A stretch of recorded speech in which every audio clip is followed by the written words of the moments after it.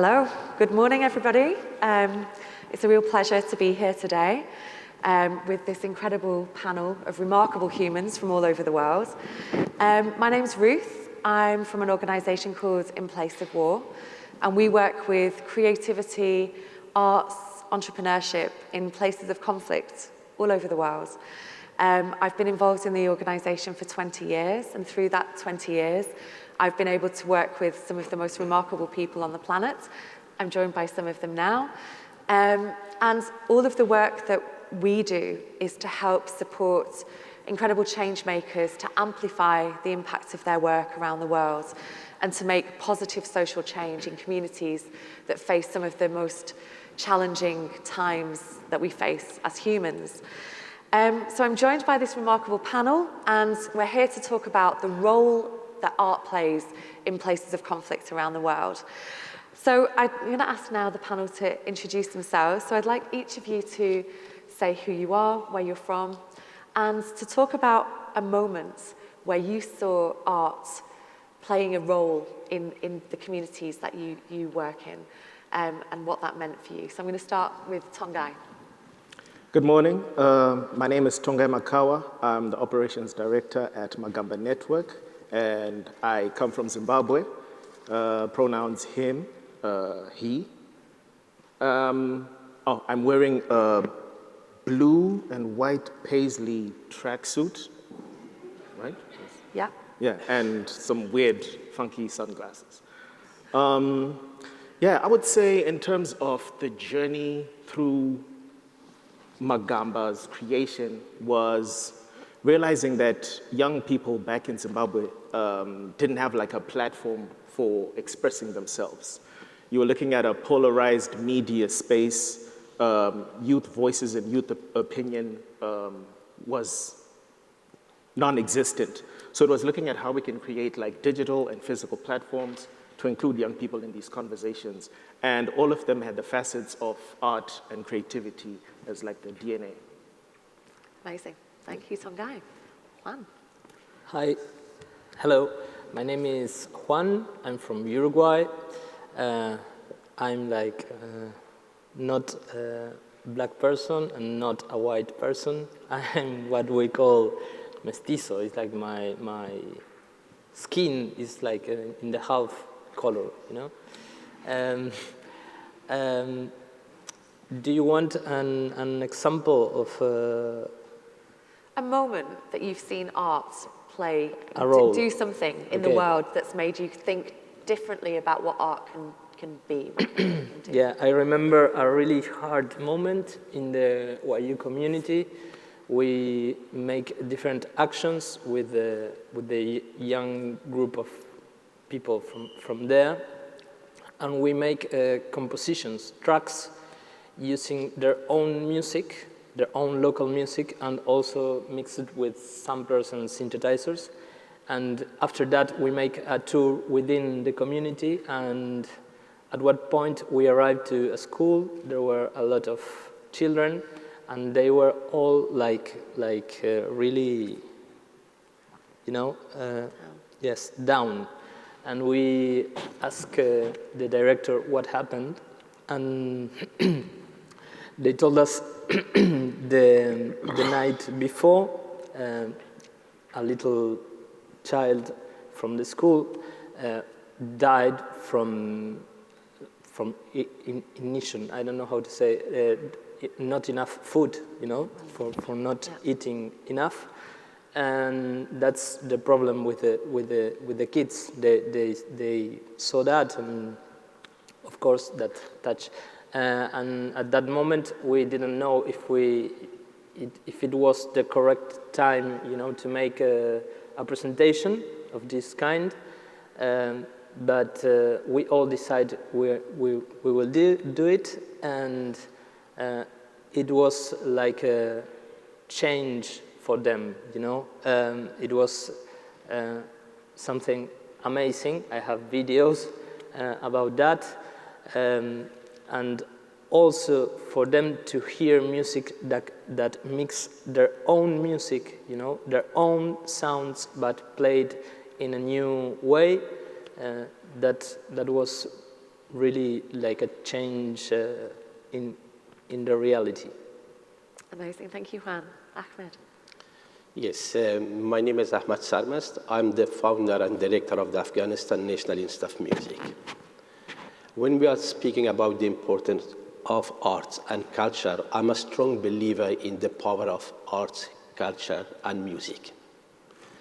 With this strong belief, as seeing arts and culture as a tool for changes, after living 15 years in exile, because of the first time with the Taliban coming to Afghanistan and deprived the people of Afghanistan from their musical and cultural rights, I was forced to leave Afghanistan and to live in exile. But when the Taliban were removed in 2021, I moved back to Afghanistan with the same belief that Afghanistan needs to benefit in post-Taliban more than anything from the healing power of music. The country was in war for many, many years.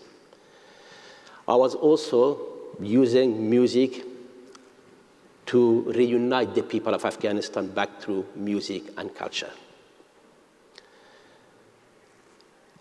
But this belief for me, when I went to Afghanistan also, the musical tradition of Afghanistan suffered enormously during the first reign of the Taliban. When all type of arts and culture, whether it was tangible or intangible cultural heritage of Afghanistan, has been destroyed, and the cultural activities and musical activities were banned. So I returned in 2026 to Afghanistan. In 2008, I established the Afghanistan National Institute of Music with a number of objectives to revive musical tradition of Afghanistan, to promote musical and cultural diversity in Afghanistan, to transform the life of disadvantaged kids of Afghanistan through music and education. And that's why in the center of our activities were disadvantaged children of the country, orphans, street working children, and women. We wanted to change their life through music and education. But at the same time, Afghanistan was a place where women were always in a disadvantaged position, especially during the first reign of the Taliban. Women were deprived from all their rights, and they were practically put, or they become prisoners in their own homes. So for us as a music educator, it was also important to use the power of music to promote, to contribute to the gender equality and to the empowerment of girls and women in Afghanistan. And therefore, when we established the Afghanistan National Institute of Music, in the center of our focus was also giving access to education and to music education to Afghan women. So we began our activities with one girl in 2010, but in 2021, when the Taliban returned back to Afghanistan and took everything away from the people of Afghanistan, the number of girls in my school was 1/3. So out of 300, over 100 were girls. We even managed to establish an all-women orchestra of Afghanistan, an orchestra very well known around the world and which was in high demand before the return of the Taliban. They were the positive face of Afghanistan for the last 14 years. But unfortunately, when I'm speaking today here in front of you, everything has been taken away from the people of Afghanistan. And today, when I'm speaking here, I'm not here just to focus mainly on my work, but I'm here also to lead the people, the audience here, that today Afghanistan once again is a silent nation. The people of Afghanistan is entirely deprived from their musical rights, artistic freedom, cultural rights, and the women of Afghanistan are once again prisoners in their own home. They've been erased from the social, political, and cultural life of the country. So I'm happy to elaborate on those issues further if there will be more time, but that's for me, arts and culture was always an important tool for changes. But also, when I was in Afghanistan, I was advocating, I was arguing that the Taliban can be defeated. The Taliban can get power in Afghanistan. The Taliban can be part of a coalition, a ruling coalition in Afghanistan.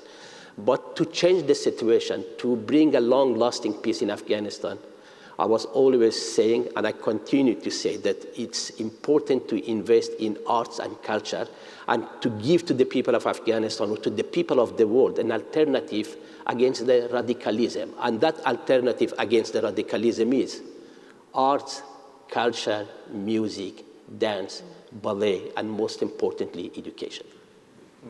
Amazing. Thank you, Ahmad. Farah. Well, thank you, Ahmad, for what you shared. It's really, really moving and so relatable. I'm Farah Wardani. I'm from Lebanon, and I work at an organization called Laban. We do improvisational theater. I'm a Middle Eastern looking woman with curly hair, wearing a black shirt. And as the Palestinian Rahaf Ziede says, I'm an Arab woman of color, and we come in all shades of anger. So I'm the most shady on that spectrum. My organization does applied theater as a tool for social and political change. We also focus on mental health through theater practices. Our main objective is to offer safe spaces for reconciliation after 35 years of civil war. It was an abrupt ending. People would say that they woke up and the checkpoints weren't there. No one understood how it started, how it ended, with 250,000 people killed, 120,000 people still missing up until today.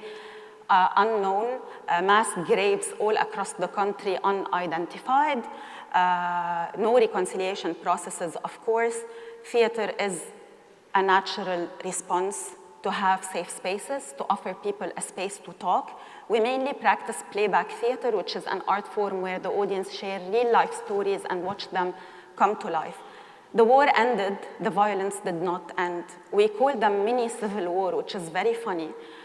But they are mini civil wars. So one day you can go to your work, and then between your house and your work, there will happen a small civil war for 5 to 6 hours. 10 people are killed, everything ends. No one knows what happened, why, and how it ended.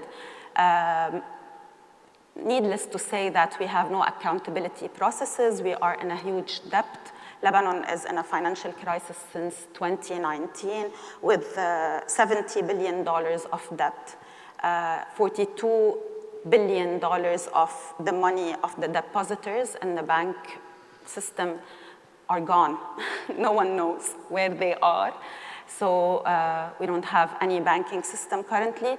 And dealing with all of that, in addition to that, the Syrian war across our borders had led around 4 million Syrian people to come to Lebanon, and we have a 4 million population of Lebanese people, so refugees are an equal amount now in the country, with a lot of racism going back to historical intersections, making it really complicated, leading hate crimes to actually evolve. Also, theater is a space for those people to meet, to build bridges between them, to understand that we are all victims of a same system that is ruling the entire Arab world, more or less.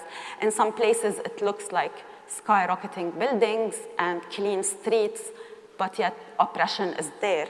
Don't get fooled by what you see in those Arab countries. They are equally violent and oppressive. And in some countries, it's very clear, like in Lebanon. So we suffer the same kind of violence, and theater is and was and will always remain our only weapon against this huge war, a peaceful, nice, artistic, inclusive weapon. In my practice, I've seen theater fight extremism directly. We've worked with a group of men that were being recruited by ISIS to go and fight in Syria. And through 16 sessions of playback theater, 4 of these men decided to quit war. And they went to the Lebanese army and they begged them to put them in jail. They told them, if you don't put us in jail, ISIS will kill us or send us to Syria to kill people.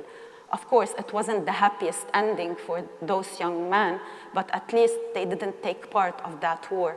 And it was directly, they said, and they made sure that we as a theater troupe know that it was the theater performance that showed them that there is much more to life, and that war, there is no glory in war. There is no glory in dying for a cause. If you believe in a very good cause, definitely your death will not add to that legacy. So, and so many success stories, beautiful stories, full with definitely struggles and hardships that we try to overcome, but yeah. Amazing, amazing. What a great group of people. I want to go back to Tongai and talk a little bit about where you're from in Zimbabwe and the context in which you work. What is the change that you're looking to make through the various art forms that you work with? What does that look like? So, in terms of like the context, you're looking at a youth population that is excluded from processes.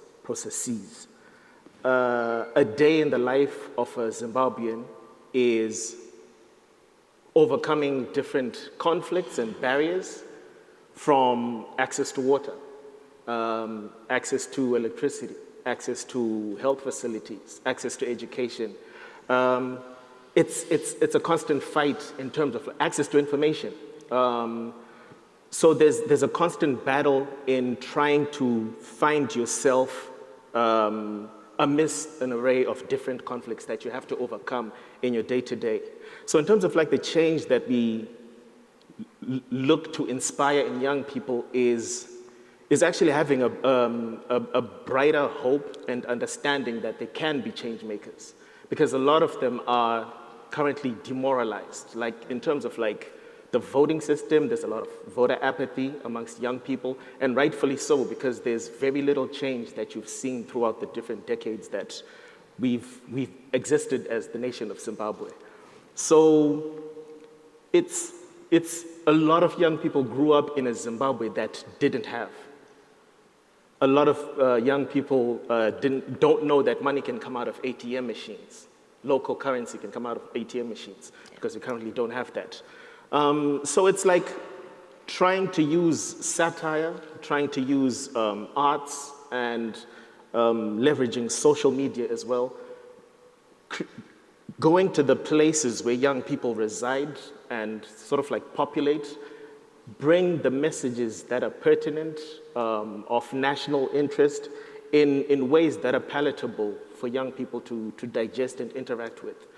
Looking at how inspiration can come from a satirical joke, but that speaks truth to power in a way that doesn't further the depression. Because a lot of times when we try to fight against oppression, we don't look at the toll that fight has on the individual. So there's the shutting out aspect of it, the disengaging and disconnecting and not wanting to participate or be part of that process of change.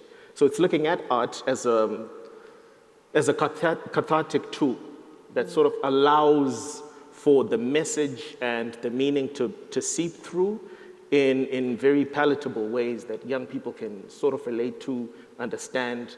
And now we're looking at how we've inspired like brave new voices of satirists, so many social media organizations that are just opening up the space that was stifled by propaganda, you know. So the change is having like that youth participation just being on the forefront, having.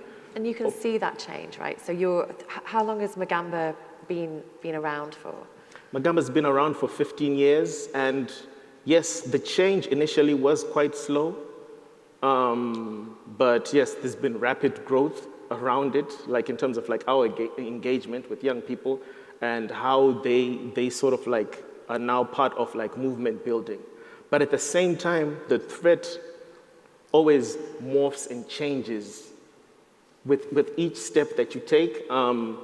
So you have a lot of young people also migrating to different countries because of the threat that they constantly face. And it's like a silent killings. It's not an outright war, but with the lack of opportunities, you're stifled to the point of quitting. There's a high usage of drugs in society because of that. Young people going into escapism. So in countering that, it's wanting to make these ecosystems that can engage young people, offer them the fun and the entertainment element that they seek, but also look at like, how can we make it a sustainable ecosystem? So yeah, but the change is happening. Yeah, amazing. Thank you, Tongai. Juan, can we talk a little bit about your work? So you work with indigenous communities across Latin America. How did you get into that, and how do you find a community and, I guess, build trust with them? And what is the work that you then do with that community with music? Hello. I don't know if this microphone is working. Yeah. Hello. I think you're yes. Good. Okay. A big part of my work is to work about identity. Okay. Migration is also a problem in these communities that suffer a lot of different problems, okay? A lot of these problems are the same in different communities, but there are also problems that affect individually to the communities, okay? So, for example, there's the presence of paramilitarism in most of these communities, and also the presence of enterprises that extract natural resources, okay, and pollute the water, the ground of these communities. So this is making that the youngers must migrate, okay, they need to abandon their territory. And what happened is that these people that need to migrate, or these youngers, start to see their own culture as something useless, you know, or something like outdated. I don't know how to say it. The opposite of updated. Outdated. Outdated. So from the, yeah. You know, also the presence of cellular phones, okay, in all the territory, make these youngers who stay in the communities to start consume Occidental content through their cell phones. So they don't really feel themselves as part of the community. You know, they have. Most of the times when I arrive, I ask the youngers who belong to this community, and it's amazing because most of them, they said, no, I don't belong to here. So I'm using technology and I'm using music to create new spaces for cultural transmission between the elder and the youngers. And after those, I develop these actions with the community together, okay? Most of the times the youngers start to feel part of the community, okay? This is kind of a resume of my work. Amazing. And in terms of, for all of you, I guess the question is around the work that you do. You're working with, I guess, groups that are facing challenges in their everyday lives. And some of those challenges are very, very critical, very, very, very hard. How do you build trust? What is the process of building trust when you're carrying out the work that you're doing? Farah, I'll start with you. I guess some of the work that you're doing is working with young people and trying to get them away from terrorist organizations. That must be quite a difficult space to build that trust. How do you do that? Well, mainly the most important part of building a trust rapport with any community is for them to understand that you have nothing to offer, as in to teach. Like, you're not here with the knowledge, you're here to discover. So it's a process for both of us. And I do believe that the fact that we share the same difficulties is very important, because it's not only empathy because I empathize with you. It's empathy because I've been there, I am there, I'm going through that every single day.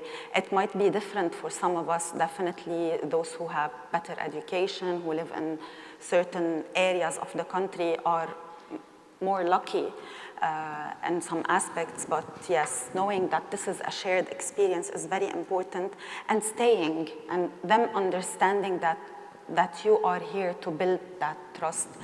Art in itself creates, and especially theater, we always talk about the concept of a threshold, the safety offered by this threshold that happens. You know that this is a show. You understand that this is not gonna last forever. So you can easily go outside of your comfort zone when you know that this is framed. It's starting now, it will end in 2 hours, 1 hour and a half.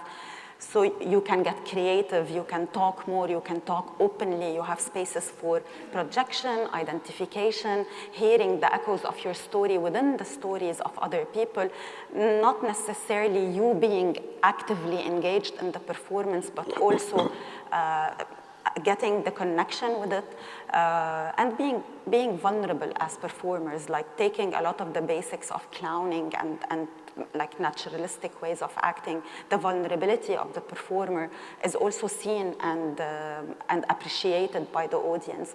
And to be bold, not to be always in the gray area, because in areas of conflict, saying that you are at equal distance is actually siding with the oppressor. You can't be at equal distance. You can't be, maybe not the good term to use, but always politically correct. You sometimes need to be bold. You sometimes need to be articulate. You sometimes need to take the action fully. And your audience needs to see you doing that for them to actually trust you more and more. And I think this is how my organization was able to build that trust, because they know that also our team members are being persecuted. Over the years, many of us, including myself, were stopped by the national forces, taken into prison for a few days. Yeah, amazing. And Ahmad, in a place, I guess, where women are very marginalized, how do you begin to build trust and a relationship with women who face that marginalization? What we've been doing back in Afghanistan, I know that we've been working with the disadvantaged communities, but most importantly, it was also important for us to show to the wider community that what music can do and how music can be part of bigger social challenges in Afghanistan. And that's why we've been trying to not only provide education, but also we form many ensemble and orchestras which become, if I'm not going to make it above a statement, those ensemble and orchestras become the pride of Afghanistan. And the school itself became a pride of Afghanistan for many, many reasons. One reason was that they've been changing the life of disadvantaged communities, but the other was that through music, the school was building bridges between Afghanistan and the rest of the world, but also the school was a bridge between different ethnic groups of Afghanistan who've been fighting and who've been in war with each other for many, many years because of the politicians. So we've been teaching them through music and participating in music programs how they can live in peace and harmony. I was giving always as an example that when in an orchestra of 50 musicians, you have boys and girls in a country like Afghanistan, you can send the message, people can see what you're doing, you're promoting gender equality. But at the same time, in the same orchestra, we had people, representative of different ethnic groups, different religious sects. But through music, they were learning how to respect each other's differences and how to live in peace and harmony. So through music, when they're getting engaged in a dialogue, talking to each other musically, supporting each other musically, and by the end, they're creating a piece of beauty, it was also teaching them that the same way they can live in peace and harmony within community. But while we've been enjoying a lot on the support of the people, but also we've been addressing major issues like women's rights in Afghanistan through music. We've been continuously commissioning and audio and video recording music that was free of charges given to all media outlets of Afghanistan to to spread the message of equality, the importance of gender equality. Always made songs about the freedom, independence, songs about the children's rights. So those songs have been very popular in Afghanistan, and they've been broadcasted in all media outlets. So people could see that it's not just a small music school, but it's also tackling through music major issues. Yeah. From reuniting Afghanistan to building bridges, preserving Afghan music, promoting diversity. While we've been in a war zone, and we've been part of the war. Regardless, we wanted to be part of the war, or we did not want it to be part of the war. We become part of the war. We become one side of the battle. Taliban hated everything that we've been doing. So the program that we've been implementing, it was putting us directly in fight with radicalism. For example, promoting music education, teaching kids and young people music. That was the crime of the school, which made the school an enemy of the Taliban. Promoting co-education. The school was the only school in Afghanistan. It made it the enemy of the Taliban. The school was promoting musical diversity. That was something that was against the values or the ideology of the Taliban. Women playing music, men playing music, it was making us enemy of the Taliban, and that's why the school became very soon, while it became most visible in the country, most influential in the country, but at the same time it became one of the primary targets of the Taliban. Yeah, this is what I was going to say. When you have faced that resistance, in one occasion the Taliban sent a suicide bomber in our concert. We exploded himself within the audience. So several people were killed, many people were musicians. I was among the injured people. I myself spent 3 months in the hospital to recover. That was not the only incident, but in 2015, there was another attempt. In 2017, there was another attempt to silence the school and to send bombers and target it. But the last attempt was in 2020. After Kabul University, we received a warning from the security forces that US school is top in the hit list of the Taliban. So we become part of the war. We become part of the peace building in Afghanistan. And that's why when the Taliban reached the gate of Kabul, we could not even think that we can stay in Afghanistan, not just because we are musicians, but because we've been a very loud group of musicians. And that's why we did everything to get our community out of Afghanistan to provide safety to our musicians, because we knew that under Taliban, music will be banned. I know there was a lot of whitewashing within the international community, that the Taliban are changed, that the Taliban of 2020 are the different Taliban. They were sailing the Taliban back to Afghanistan, those Western cycles, political cycles, who were in peace talks with the Taliban on the expense of the Afghan people. They were paving the way for the Taliban by sailing the Taliban back to the people of Afghanistan. And now that I'm sitting here, it's also funny, it seems like a joke, that after 20 years of many sacrifices of the Afghan people, sacrifices of the international community, billions of investment in Afghanistan, Taliban were replaced back with the Taliban. The Taliban did not capture power in Afghanistan. They were brought back to power in Afghanistan. This is the realities. Let's face that realities. And today, even today, when the Taliban are involved in gender apartheid in Afghanistan, when Taliban are engaged once again in cultural genocide in Afghanistan, they're receiving weekly $40 million from the United States. That's the channel of the money that is pumped to the war machine of the Taliban on a weekly basis. But there's other back channel through Qatar that the money is pumped to the Taliban.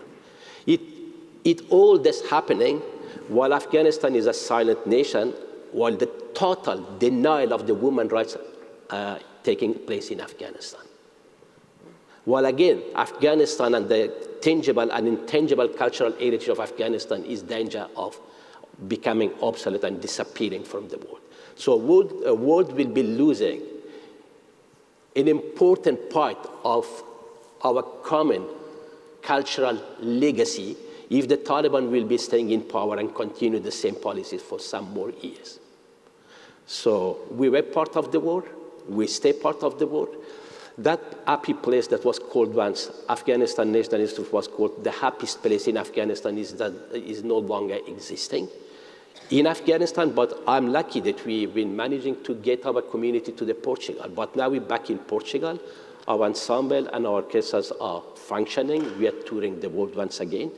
But at the same time, it's our job become not only to give our students, give our male and female students to continue to dream, to continue to hope, but also it became our responsibility to preserve musical tradition of Afghanistan in exile, but at the same time to become the voice of the Afghan people, to let the world know what's happening in Afghanistan through our musical activism. Yeah, it's incredibly courageous what you do. It's remarkable. It really is. And I think from there, I want to ask Tongai about resistance, because I know that Magamba equally are very bold in what you do, and I know that you faced significant resistance to that. What does that look like, and how do you continue with the work when you're continually faced with interrogation about it? Must be madness. I think it's also having an understanding of your terrain. So there's some scenarios where people think that you do have a flight or fight choice in a matter. I think as Magamba, we kind of don't see that choice. Like, we don't see the choice of not existing. We don't see the choice of looking for like the middle route. Like, it's reflective of the nature of the threat that the nation faces. So the resistance or like the retaliation or the response, it's like the knee-jerk response is just claiming the space and seeing how we can expand it. I mean, we've been raided, arrests. It becomes, unfortunately, it becomes natural, because these are things that you encounter every other month in terms of if it's a no-name individual facing the brutality of the police, or if it's an organization being targeted for the work that they're doing during elections, offering legal support or health support to young protesters that are defending the vote. So I think it comes down to wanting to survive, right? There are little options other than coming with the resistance format, and we like to do it in ways that aren't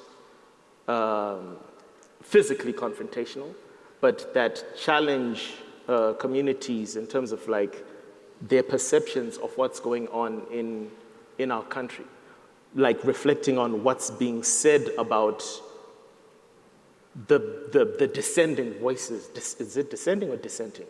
Dissenting voices. The dissenting voices in our nation, like dissecting like the propaganda machine, looking at their processes, and I think, but it boils down to madness. But it's a calculated approach in that, because you're faced with very old comrades that really don't want to give young people a chance at life.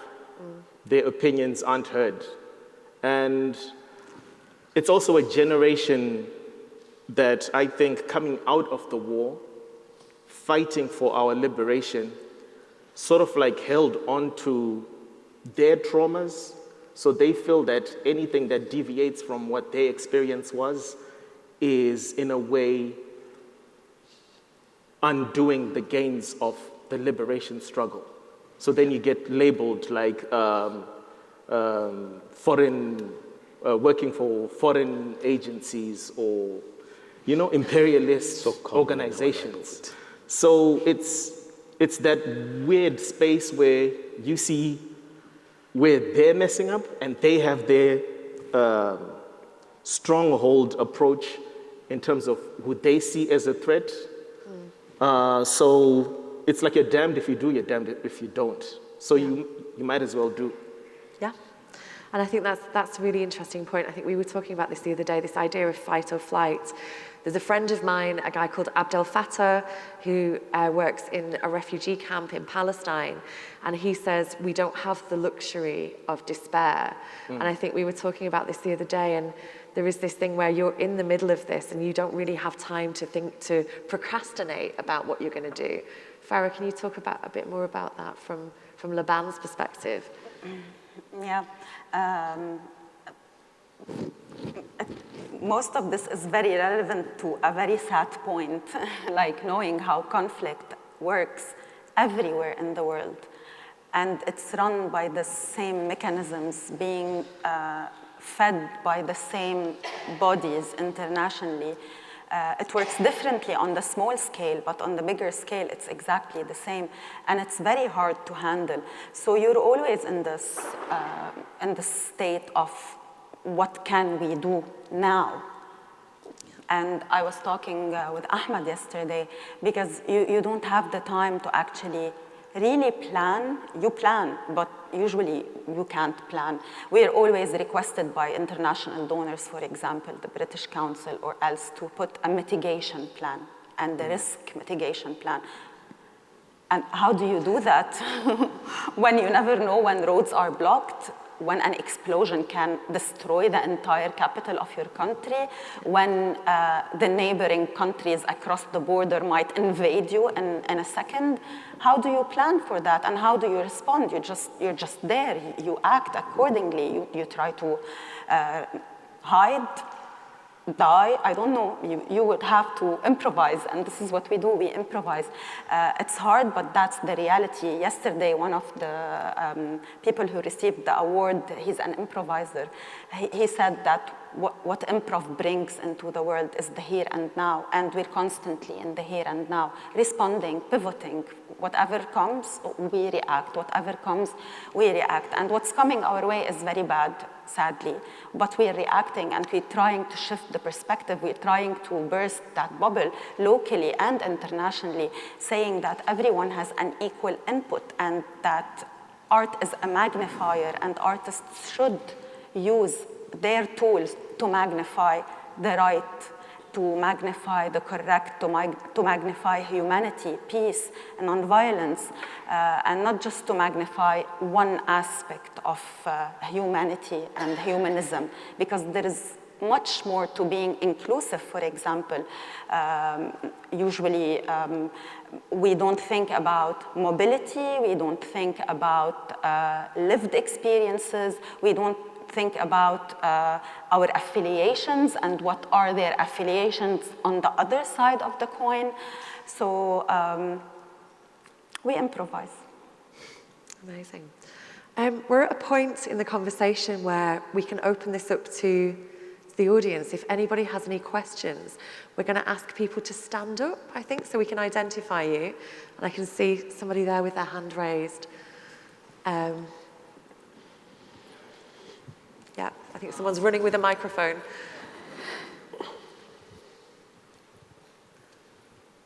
Thank you very much for speaking. It's really inspiring and humbling to hear all of your stories. One of the things that I'm wondering is, what would you like arts organizations in the West, who in many situations are either directly or indirectly responsible for many of the conflicts that are going on, what would you like those arts organizations to do to either help your organizations or to deal with these issues that we're all facing? Thank you. So I guess that's open to all of you. How can arts organizations... We didn't hear well. Okay, so I can repeat. So yes. He said, what would you like arts organizations in the Western world to do to maybe support or help with, I guess, with your organizations or the work that you do or the kind of movements that you want to make? Nice one. Can I answer quickly? Yeah.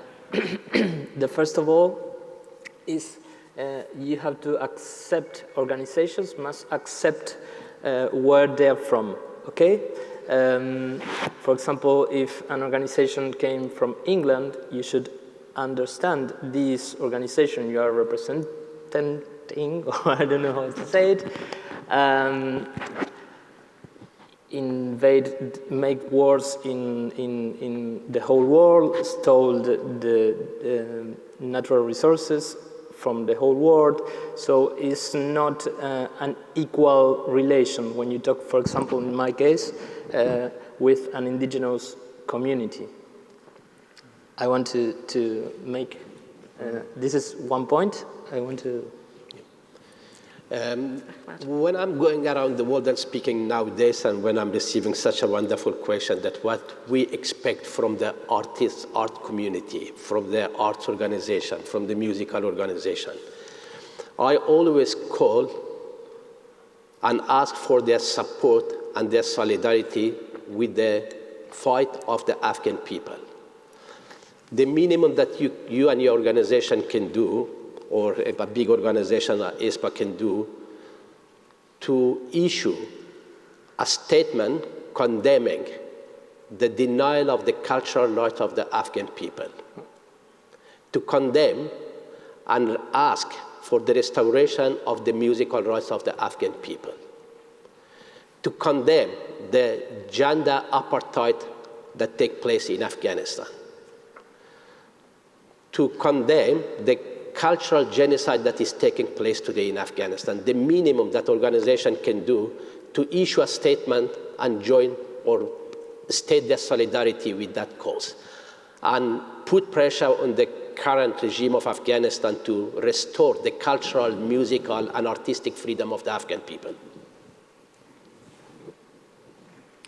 Yeah, I think from our perspective, it's collaborate, build, let's grow together. We don't ask for much because we are deeply rooted in finding local solutions to local problems, with an emphasis on community involvement, community engagement. So in terms of like the collaboration and building, it's more like that exposure to new and different or unique ways of doing things in arts and culture. So yeah, I think, yeah, collaboration and building together. Well, a lot. We expect a lot. We expect acknowledgement. We expect to be seen the way we are, to be invited and included, not just on basis of diversity, because you have a diversity checkbox that you need to fill. We are here because we have equal experience, different perspective. We're rooted in our communities. We don't only have the lived experience, we actually have the real experience. We've experimented in the worst areas of arts and culture on how to do things. So I think we can bring a lot into the table. And when we are around and when we are collaborating, for you to expect that we are traumatized, that we are edgy in a way, and that sometimes we aren't very comfortable to be around because this might affect the comfort zone of so many people who think that they are outside of the box, but then in reality they aren't, because their comfort is very important, and sometimes telling the ultimate truth might be uncomfortable for them. You as artists who have access to money, maybe, to mobility, maybe, to advocate for our causes, to support us, archive, because this is what Ahmad said is very, very true and very relevant. We have no safe spaces in our communities to keep our archive, to keep the knowledge and the culture that was built. It's disappearing, and it needs to be saved somehow, not colonized, not put in museums in inappropriate places in the world, but actually to be kept safe for the future of humanity, to keep our history as a humanity alive.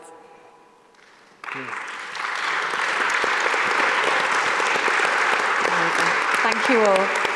I know that we're getting very close to the end of the session, but I think we have we have a lot of questions. We'll try and get through all of them. There are a lot of questions. Good morning, my name is Tumi. Tumi with a Y. I am from Johannesburg, South Africa. Thank you so much for this panel, and thank you so much to the contributions from our panelists. My question is really around sustainability from a human perspective. The work that we do is exhausting. It's a lot. And being blacklisted, being challenged, being arrested can really take its toll on the human being that is doing this work. What does that care look like? And not necessarily from a commercial self-care perspective, but from a long-term community care, society care, particularly for the people who are doing this work on a daily. So what does that look like for you? But what does that look like as a system, as a practice that is prioritized and mainstreamed in the organization, in the work that you do, but also in the society and community within which you're doing that? It's a great question. I'll open that up to the panel. Yeah, I think in terms of care, I'd say we've gotten to realize that it's quite important, like not just to carry the wagon for the donors, the donor expectations, etc.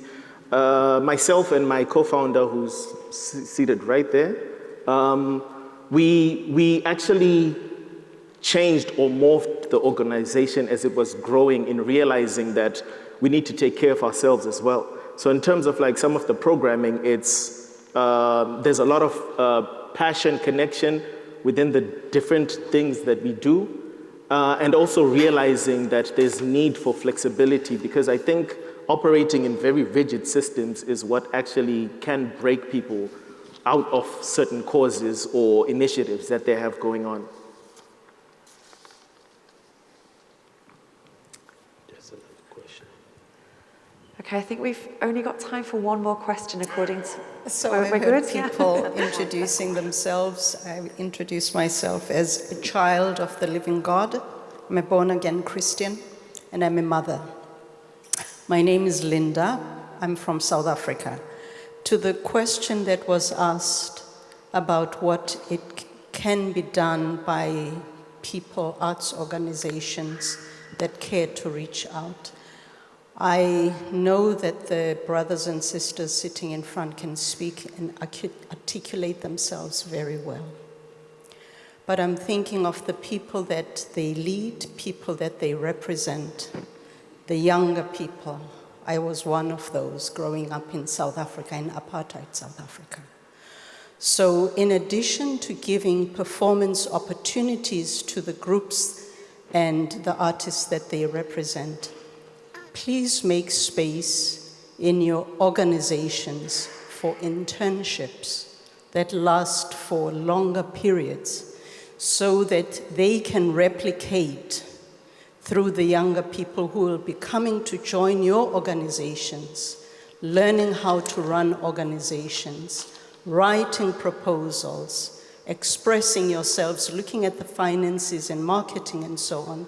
These are very valuable tools that I have benefited from when I was a younger person and given such opportunities. And today I run one of the main institutions, the arts institutions in South Africa. So it might not cost a lot for you in terms of bringing them as a group to perform, but give them a residency and let them shadow you as the leader so that they can take those skills back home and appropriate them into their spaces. Thank you. Thank you so much. I think we've kind of drawn to the end of the session now. I'm really, really thankful to our amazing panel for all the work that you do. Against all odds, you make incredible change in your communities and in the world. I'd just like to go through the panel now, just while we kind of conclude the session, and just ask you all to say a key phrase or quote or something that inspires you to do the work that you do, to get out of bed every day, something that gives you the fire to do what you do. And I'm going to start with Tongai. Sure. Yes, so I would say what drives me is a line from a Zimbabwean hip-hop legend called The Kingpin. And he says, it's logical. Any rapper that's phenomenal possesses the ability to tackle any obstacle. And that's been like the driving force. Yeah, amazing. Juan? For me, it's a phrase that Cecilia Bonivento is an elder singer woman from the YU community that unfortunately died. And when I asked her how she learned to sing in that particular way, she said, I stand at the side of my grandmother, okay? I listen to her, and then I falsify her. Falsificar. I don't know if someone in here is knows how to speak Spanish and can tell me the exactly translation of falsificar. Fail. Fake. Yeah, imitate. Yes. Falsify, so yeah. For me, that was amazing because she was talking about appropriation of culture and how it's really necessary that for make culture. Thank you, Juan.